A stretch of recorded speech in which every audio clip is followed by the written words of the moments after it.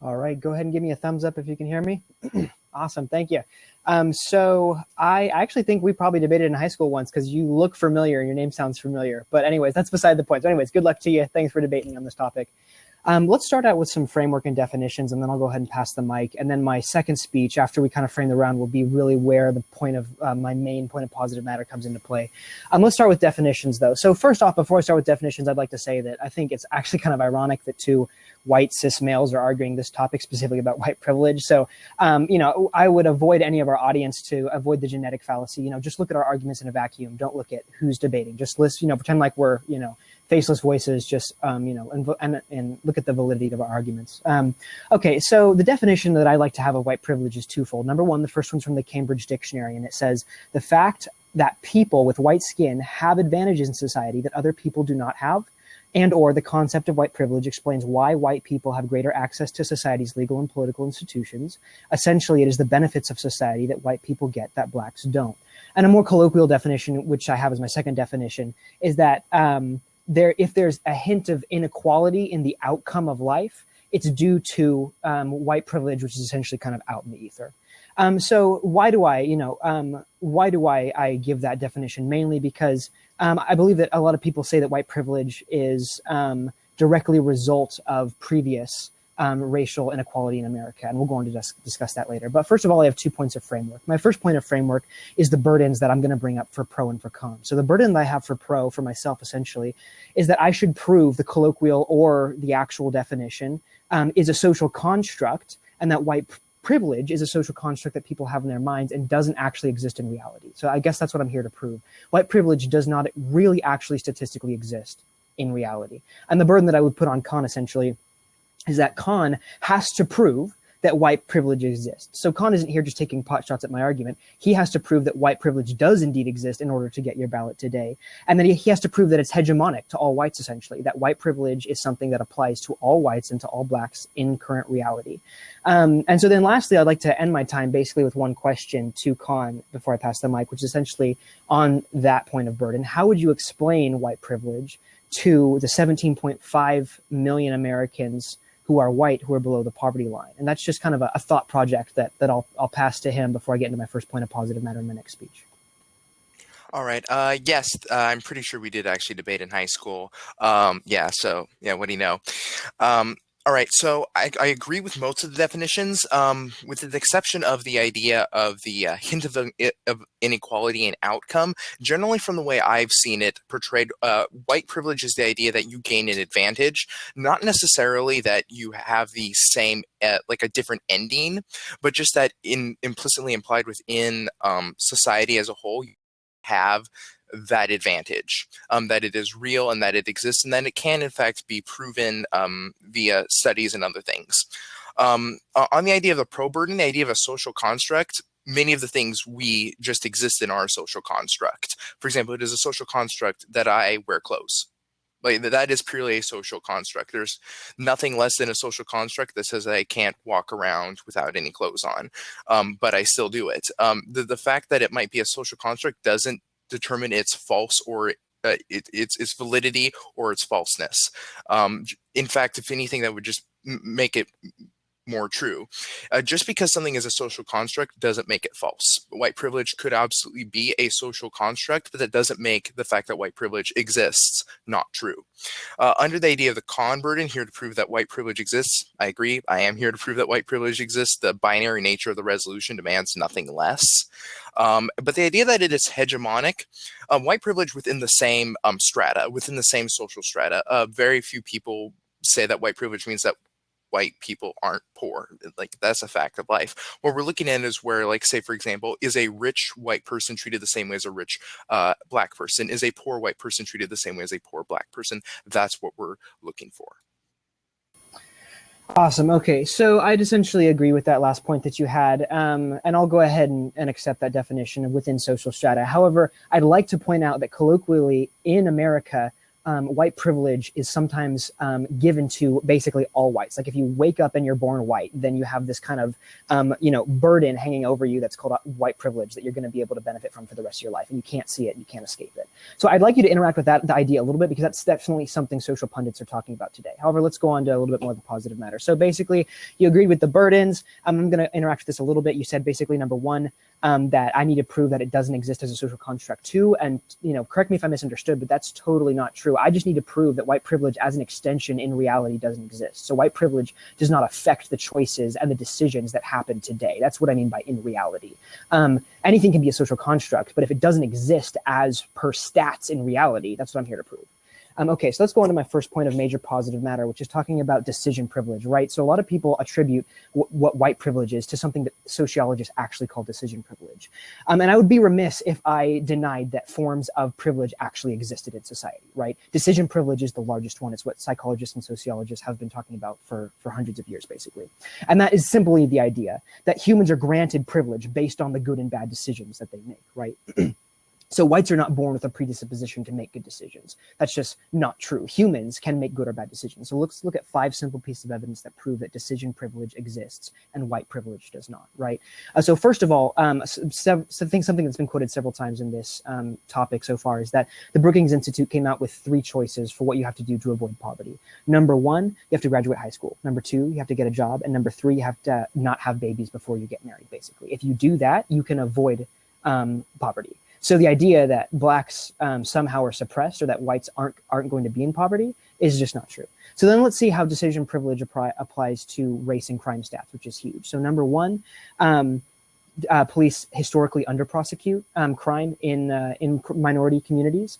This was from Peter Moskowitz, who's a professor at the John Jay College of Criminal Justice. Number 2, a black Yale professor conducted a study of deadly force and found that cops were 18.5 times more likely to be shot by a black male than black males were to be shot by cops. Number 3, the stop and frisk policy in New York is claimed as racist, when actually 98% of all gun assailants in New York were African American. So this is a clear a showcase of decision privilege. The decisions you make give you privilege, not white, not black, not your skin color. Lastly, basically, the result that the notion that white privilege is, policed and black communities are over-policed is completely false. Police historically under-police minorities, which leads to more crime in those minority communities. So with that, I'll pass the mic. So I'm just going to begin with some examples of white privilege that we can actually see and go on from there. So there's 3 examples to start off with. The first is the idea that most biases are implicit. According to Mazarian Banaji and Anthony Greenwald in their book Blind Spot, Hidden Biases of Good People, there they argue that everyone has implicit biases. Whether or not you acknowledge these biases doesn't really matter. The point is that you actually have these implicit biases. But everyone has those implicit biases, and that's the important part. Like, based on your society and your culture that you come from, everyone has these implicit biases, and they're not conscious at all. But with regards to that, let's look at how that plays out with respect to white privilege. First, a black-sounding name conjures a larger, more dangerous person just naturally. It's ironic the study I'm citing is from UCLA, because that's where I attend, but I swear I didn't specifically look for one from my own college. The study said that cited in the Journal of Evolution and Human Behavior, that a character with a black sounding name, they gave like a dialogue with a story to go behind it, but a character with a black sounding name from that story was assumed to be physically larger, more prone to aggression, and lower in status than a character with a white sounding name. They didn't talk about how much money they had. They didn't talk about anything. In fact, the character within the story itself wasn't portrayed as being particularly violent. The interesting part was that this character, just because they had a black, was assumed to be more larger and more aggressive, indicating that, in fact, implicitly we believe, as generally white people, though the study included people from all races, showed that people generally assume whites just to be nicer people for some reason. The second example is that whites are less likely to be arrested. According to Human Rights Watch, they released a report using data obtained from the FBI that said that adult African Americans were arrested on drug charges on rates that were 2.8 to 5.5 times as high as those in white adults.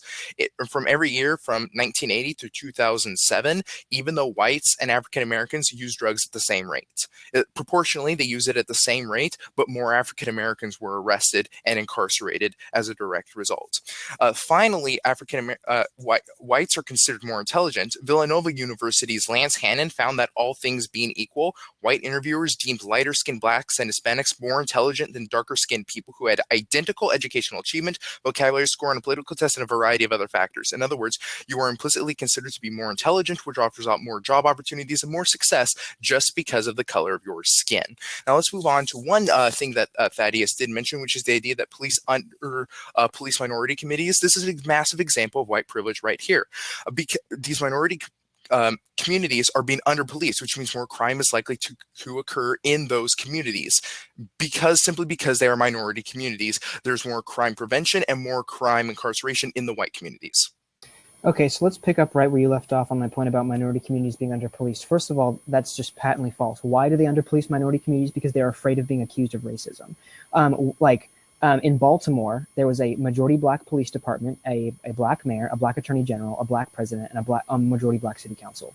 And yet, they still were accused of over-policing minority communities. So you essentially, you can't win in that regard. It's decision privilege. It's not white privilege. So then let's look at some of the points he brought up. He said the biases are implicit in his first point, and he brought up the book, which is really interesting because I read that book a few years back too. The problem is the outcome is non-unique. So the outcome that white names or black names have certain stigmas related with them is completely non-unique when it comes to the equal opportunity that those people are afforded when getting a job or when applying for a job. So then he talked about the journal from his own school, which I agree is a little bit funny.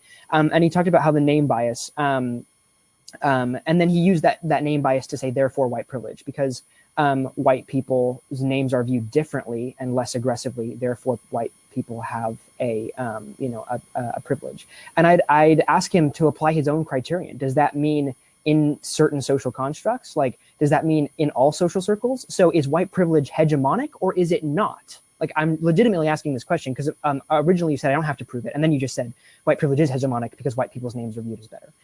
So then he said whites are less likely to be arrested. That's not true for 2 points. Number one, the 8% of black males who exist in the country as 8% of the population commit 45% of the crime in the nation. So whites are less likely to be arrested because they commit less crime. So it's a decision privilege thing. It's not a white privilege thing.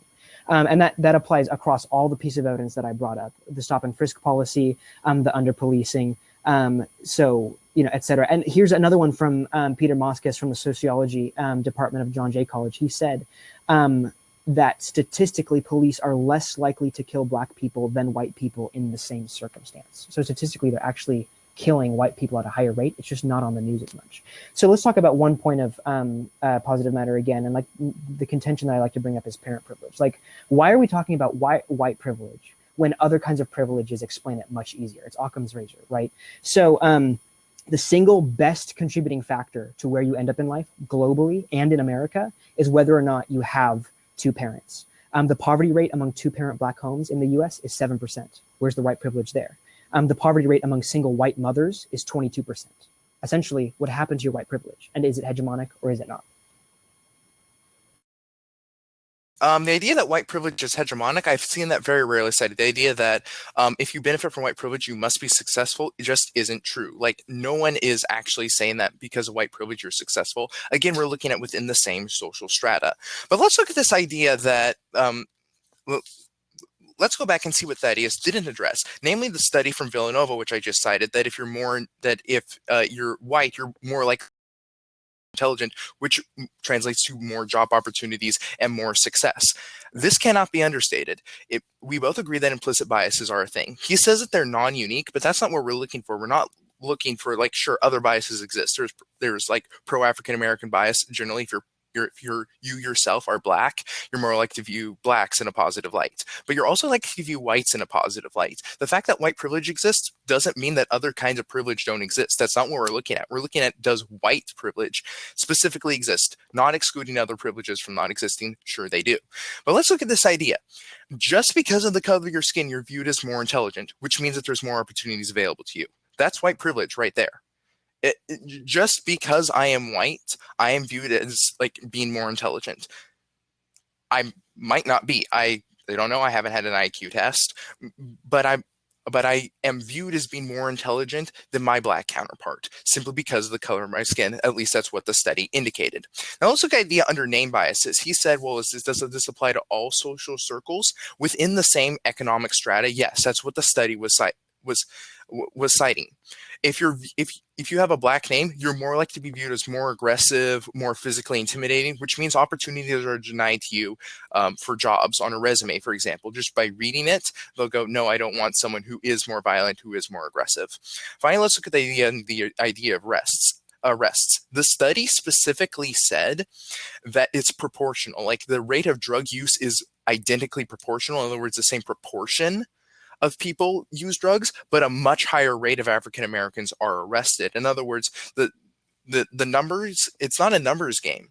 The same proportion of people within the population use the drugs, but a much higher rate of African Americans are actually incarcerated as a direct result.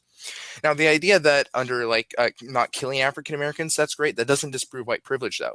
Like, sure, like I guess in this case it's good that police are, I guess, killing more of the main race. Well, that's terrible that police are killing anyone. But in this case, like just because like there's one example where like blacks aren't as highly discriminated against doesn't necessarily mean that white privilege doesn't exist. Hi, let's go into this idea of decision privilege. Sure, there's things that absolutely affect it, but that doesn't mean. Okay, so I think we need to kind of get back to the roots of what the definition that I brought up earlier was that you accepted from the Cambridge Dictionary. It says the fact of people with white skin having advantage in society that other people do not have. The concept of white privilege explains why white people have a greater access to society's legal and political institutions. Essentially, it is the benefit of society that white people get that blacks do not. So your last point of rebuttal that you brought up regarding more white individuals having terminal action taken against them by police is essentially in direct clash with this. Why would police be shooting more white people if indeed white privilege exists? Now let's go up the flow. Let's go to your other point of rebuttal where you basically say that the implicit bias, you carry that point through. And I'd like to hear some analysis on this. Why? Because why, number two questions, why, if that white privilege did exist, why would 70.5 million white Americans be below the poverty line? And two, if indeed 17.5 million Americans are below the poverty line, you have to acquiesce that decision privilege exists. The decisions you make determine the outcome that you have, the privilege that you have. If you do agree that that exists, then you have to basically replace white privilege with decision privilege. They can't coexist. White privilege and decision privilege literally are philosophically unable to coexist in a lot of points, and I can prove that later in my next speech with the philosophical foundation argument that I'm about to bring up. So then you bring up the proportional argument with the drugs, and you say that it's not a numbers game. And yeah, it's a numbers game because the same amount of black people and the same amount of white people aren't doing drugs. Just by the fact that there are more white people in the US means there are more white people doing drugs. So you can't say that maybe there's proportional amounts of studies taken, sure. The proportional amount of population in the studies, sure. But you can't say that there are a proportional amount of people doing drugs because that's just not true. And there are more African, at least in like every study that I've read, the majority of the majority of crimes are committed by the minority community, African Americans, Latinos. Just like the stop and frisk policy between June 2008 and January 2008, between that 8-month span or that 6-month span or so, 98% of gun assailants in New York City were of a minority community. So white privilege does not explain away everything, like the reasons why social strata exists. Decision privilege does. You can't say that blacks do not have the same opportunity in America as whites do. If you actually believe that, then let's debate about that. But so far, it hasn't been brought up in the debate round. All right, let's look at this idea on the numbers game. Actually, just basically what Thaddeus said, but reversed. Under the idea that it's a numbers game, we're looking at the same proportion. In other words, sure, granted, more whites will do drugs just because there's more. That is a very obvious statement, but the same rate of people within each group do drugs. In other words, I'm not sure what it is, so I'm just going to make up a number right now. Ignore this. Say that 20% of African Americans do drugs.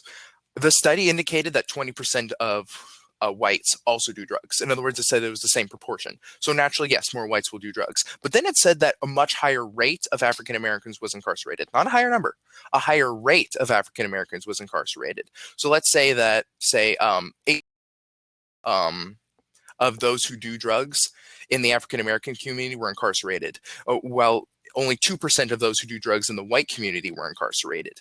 That's a different rate. That's the number for whites is still going to be much higher, but it's still going to be a much higher rate for African Americans. That's an example of white privilege.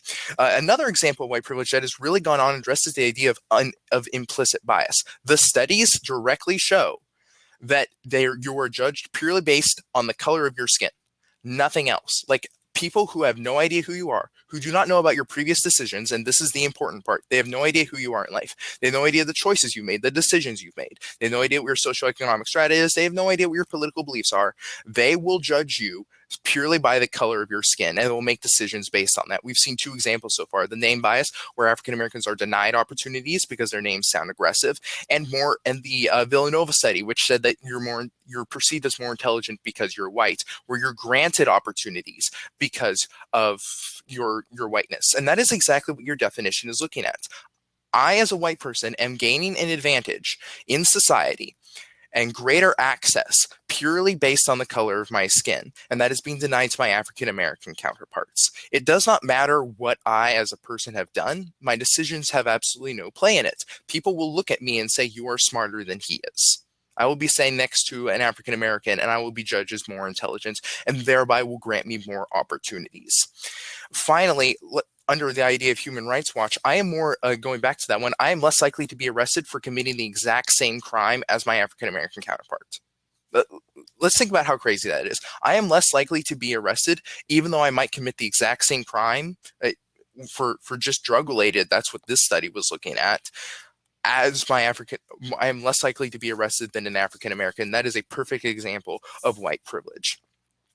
So in effect, not only have I met the definition, we've clearly seen that you just enjoy greater access to society as a whole simply because of the color of your skin, even when people don't know what you've done previously.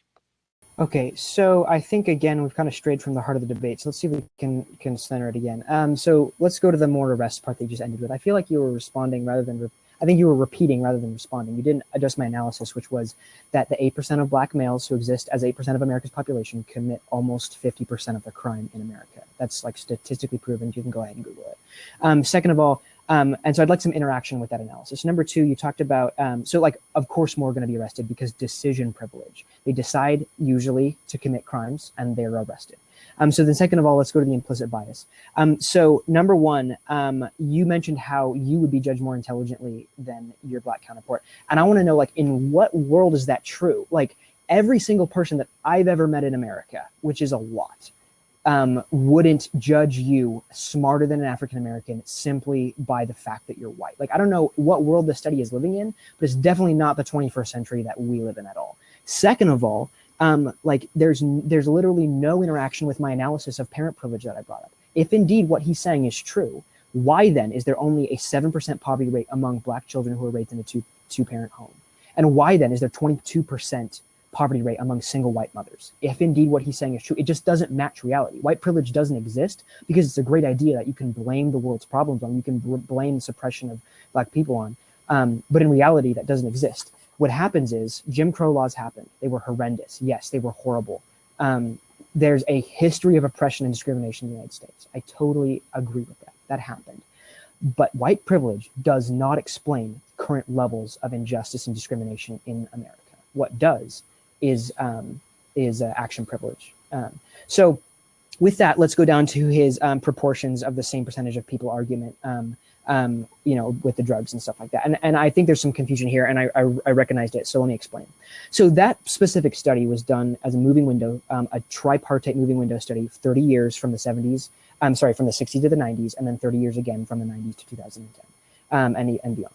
And what happened was in the 60s, crack and cocaine were very, very, very, very functional in the city of Detroit. Black legislators were seeing what it was doing to their communities. And so they brought forth legislation that gave forward harsher prison sentences for crack and finer methods of cocaine than for other drugs. that action in and of itself diluted the study results so that more blacks were incarcerated for longer periods of time, even though the same amount used drugs, same percentage used drugs as white Americans. So the study results are essentially polluted because of a certain law that was taking place that punishes some with harsher jail sentences rather than first-time offenders, which sometimes, if they're minors, can get off free.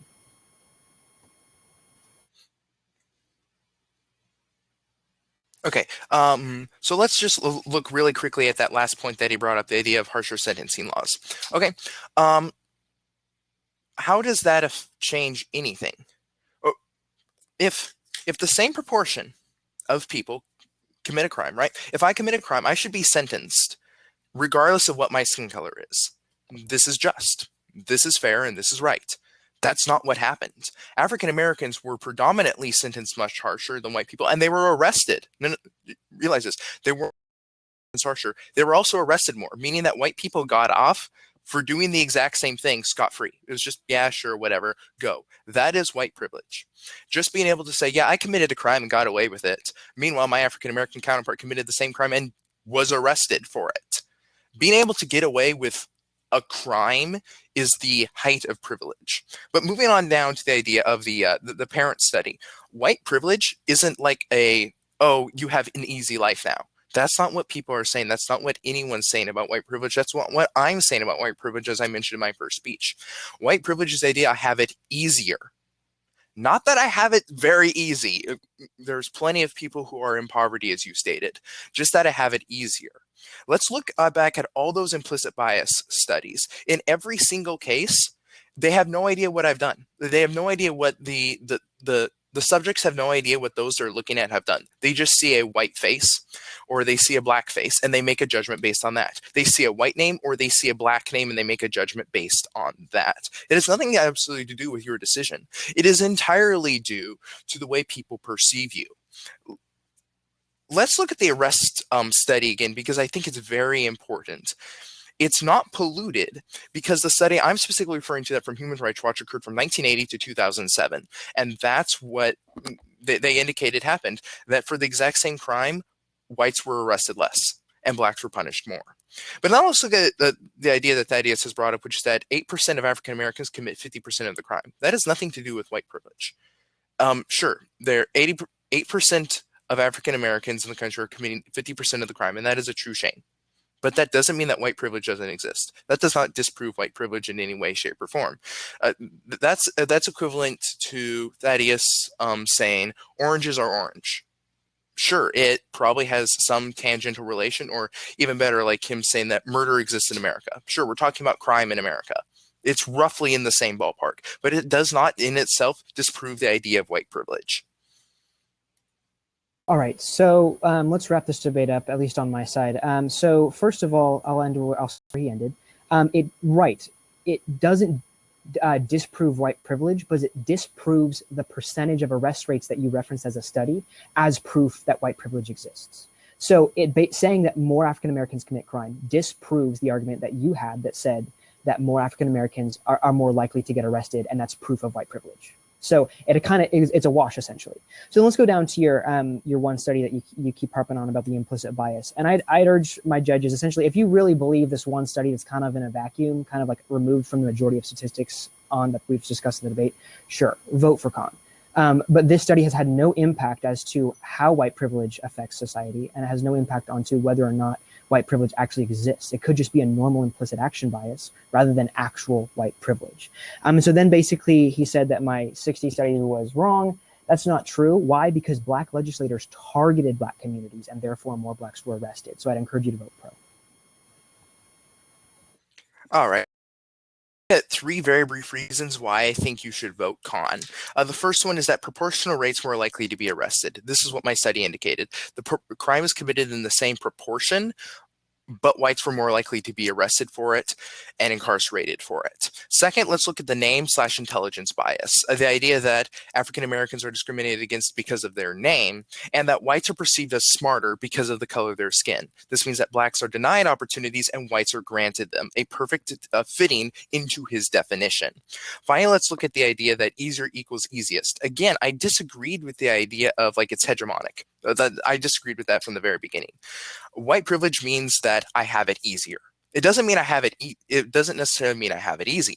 What that means is that for this, given the exact same conditions between an African American and a white, that means the white will have it easier, given all else being equal. And I think that that's what I've made the case for. The idea that everything else being equal, we've seen multiple cases of the white benefiting from it just because of the color of their skin. And that is what, in the end, white privilege is. It has nothing to do with the decisions you made because most of it is implicit bias, something that my opponent has not disagreed on. It is all in the head, quite literally.